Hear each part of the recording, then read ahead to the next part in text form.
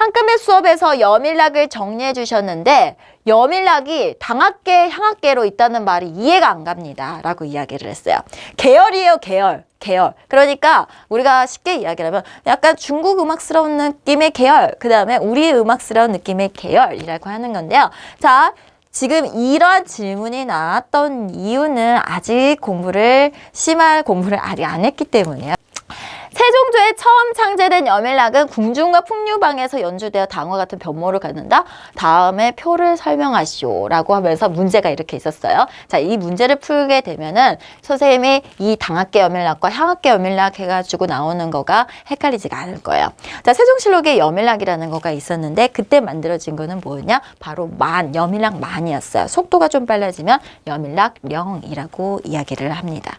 그래서 우리가 황씨, 옌, 악곡의 당학계 여밀락에 뭐가 있지? 라고 할 때 여밀락 만, 여밀락 령, 그리고 1930년 이후, 그러니까 20세기 이후에 나타나게 된 여밀락 령을 변주한 해령까지를 우리는 당학계 여밀락이라고 이야기를 해요. 자, 그렇다면 언제 향학계 여밀락이 나타난 것인가 라는 걸 한번 보도록 할게요. 자, 지금 이렇게 세종 때를 보다가요. 지금 숙종 때로 넘어가게 되면은 바로 17세기로 넘어가는 거야. 조선 후기로 넘어가는 거죠.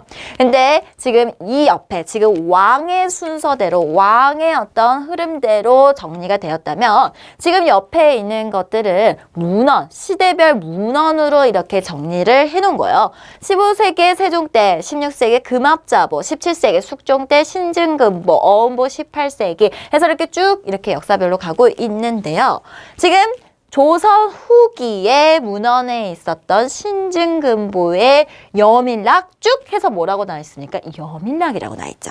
자, 그러면 이게 갑자기 어떻게 나타나게 된 거냐라고 했을 때, 자, 우리는 이 시대를 가르는, 말하자면 세종 때, 세조 때, 그러니까 조선 전기와 조선 후기를 가르는 중요한 역사적 사건이라는 것은 바로 임진왜란이죠. 자, 그래서 임진왜란 이후에 전쟁으로 인해서 많은 장화권의 악공들은 도망을 갔겠죠. 그래서 각자의 어떤 고향으로 내려가서 각자의 어떤 악기를 가지고 뭔가 음악을 했던 사람들이기 때문에 음악을 해서 벌어먹고 살아야 됐기 때문에 그런 바로 이제 풍류방으로 들어가게 되더라라는 겁니다.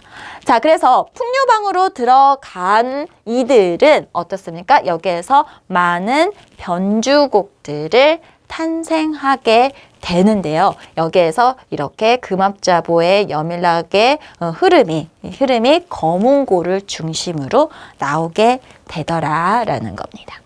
그래서 이 신증금보의 여밀락이라고 하는 것은 뭐냐면 풍류방에서 거문고를 중심으로 나오게 된 여밀락인데, 거문고는 이미 우리가 그 왕진칠거 해서 왕산악이 진나라에서 칠연금을 본따서 만든 거문고 악기 해서 오래전부터 우리 악기였었죠.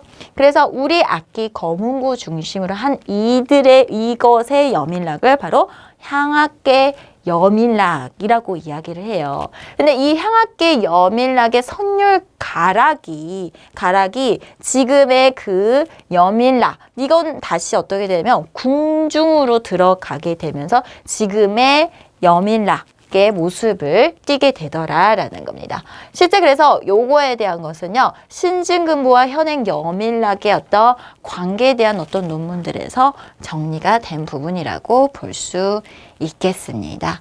자, 그러니까 여밀락이 당학계, 향학계로 있다는 말이 이해가 안 된다라고 했던 것은 바로 맥락적인 어떤 배경의 지식들이 좀 필요로 했던 거죠.